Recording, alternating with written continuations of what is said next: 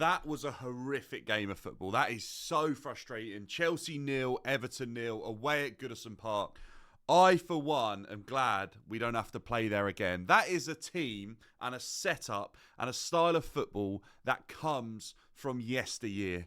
That is the type of football that the Premier League was known for 15 years ago. 10 years ago, we started to see that being phased out. And you know what? This group of Chelsea players, that's a squad that has not been put together to play in games of football like that. That's the sort of game where we've cried out for experience to be able to come in, who have played in games like that before, realise how important they are for a title challenge, and help a young team navigate that sort of fixture. But look, I'm not going to get too downbeat about that. 0-0, the tackles that were flying in that game were ridiculous. I'm not sure I would have wanted to play in that game, so I don't blame those kids for not wanting to play in the game either. Some of the tackles were outrageous. That Beto one at the end, I cannot believe that was just a yellow. Pickford was horrific today when it came to discipline and the types of things he was doing. Blatant penalty, in my opinion. Anywhere else on the pitch, I think that is a very questionable challenge, let alone not a foul. And I think the one that he left in on Levi as well, look, that's the type of football that can ruffle a young team, and we have to take something from that. We've got a point on a horrible, windy day. That's the fixture that that either makes you or breaks you, a fixture like that. And to come away with something from Goodison Park, that's valuable. To come away not losing is valuable. That's been a hard place for Chelsea to go.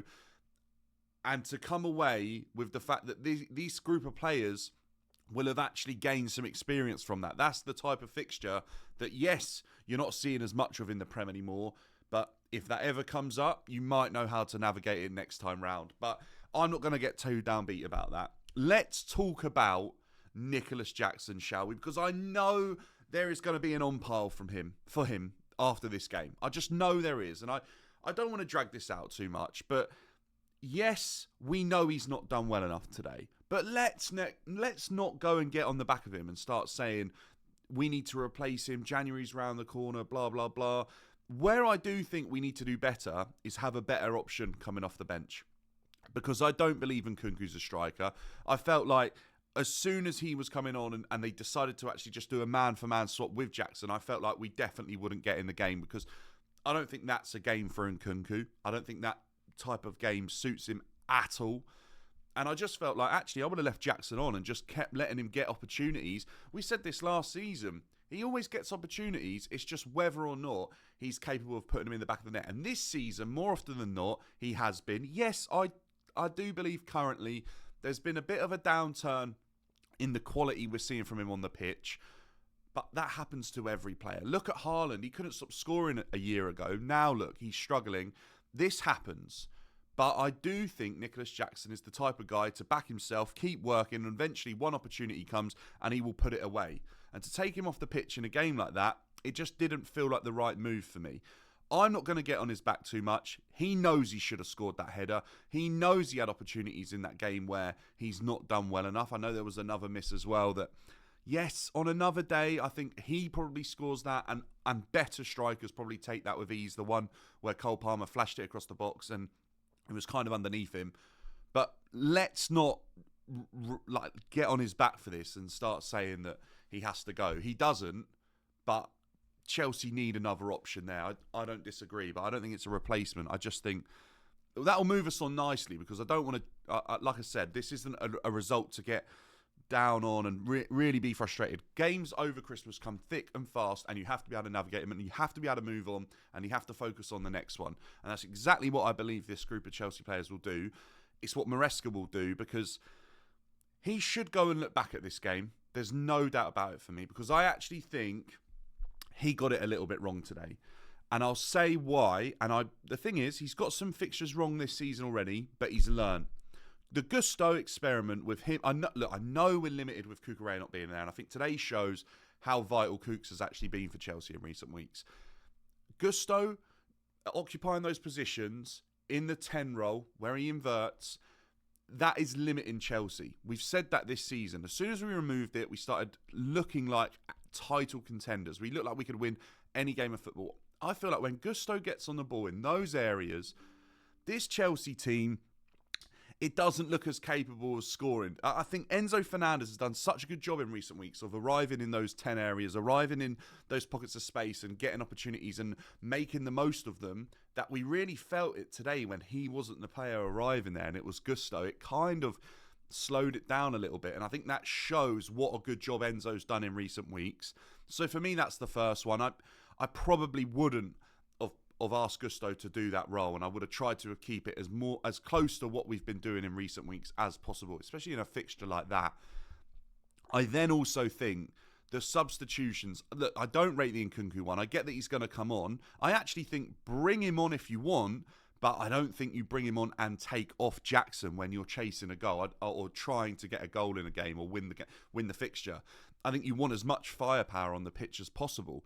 I think you arguably could have taken off a player, gone 3 at the back, and allowed an extra man going forwards to just chance the risk there. I then look at Disasi right back. I never feel comfortable with that. I haven't ever, and I think eventually that game, I think Disasi sort of lost control a little bit in that game, and players were starting to just irritate him, and he ended up getting booked, and there was a lot of drama when they're valuable minutes in a game like that. And I just don't think, look, I understand he played because of his physicality and to have those battles, but Gusto probably for me does a better job at right back, and I would have probably played someone like Vega on the left, who has shown that he is definitely good enough to play in this Chelsea team. And look, I know he's a young kid, but that's how you get experience, and I think Vega would have done a good job today. And I don't think he would have been bullied or fight. He might have found that difficult. I think the whole Chelsea squad probably found that game difficult today. Everton did such a good job today. They stopped one of the best attacking teams in the Premier League from scoring a goal.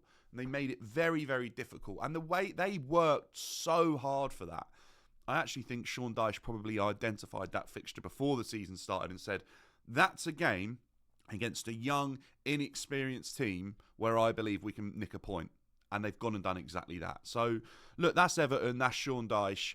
Maresca's made a couple of mistakes today. I was sitting there looking at the 70th minute when Sean Dyche was about to make 3 changes, and I was thinking, you've got to do something here, Maresca. You've got to change this game up. I know it's difficult, but if you want to win a Premier League title, winning that game over drawing it can be massive. And I will touch finally on the point that I believe Chelsea teams of the past were built in a way that was almost like a Swiss Army knife. They could do anything they needed to do. If the game was technical, they put the ball on the floor and they play football. If the game was physical, they could have the battle. We had giants in the team. We had warriors. We had fighters. I think of players like Costa, Matic, Gary Cahill's, John Terry. These players were built for those battles. I then think of the technical side where we had players like Hazard, Juan Mata, Pedro, Willian. These players and the way the squad was built allowed us to do a different variety of things. Today, I think we saw the limitations in Chelsea's squad. I think we've got a fantastic squad, and I think we've done very well, actually, in terms of how that's been built. But like I've said previously, I think there's an experienced head missing or two, and I genuinely believe there's a type of player this team doesn't have in the midfield, or probably attacking as well. I don't think Jackson's quite got it. And it's a fighter. It's a guy who can do both. Who's big enough to play football. Who's big enough to have those physical battles and good enough to put the ball on the floor and play football. And yes, that is a commodity in football. We all know that. But that's the type of player I think Chelsea should be in the market for, because I think this team doesn't have that right now. It doesn't have that.